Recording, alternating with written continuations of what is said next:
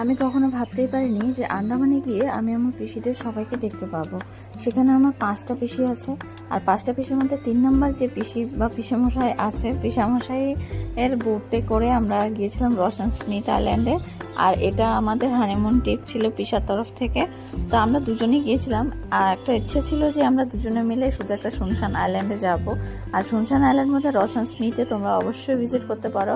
হ্যাঁ, পোর্ট ব্লেয়ারে নেমে ওখান থেকে তোমরা ডিগলিপুর যেতে হবে, তোমরা বাস বা শিপ যে কোনো একটা প্রেফার করতে পারো। তো যাই হোক, আমরা গিয়েছিলাম আর সেখান থেকে পিসেমশাই টিপে আমরা ঘুরতে গিয়েছিলাম, আর সত্যি অনেক মজা করেছিলাম। আমরা দুজনে কোয়ালিটি টাইম স্পেন্ড করেছি, দুজনকে অনেকটা মানে সময় দিয়েছি, আর সত্যি এই সময়টা আমি কোনোদিন ভুলবো না।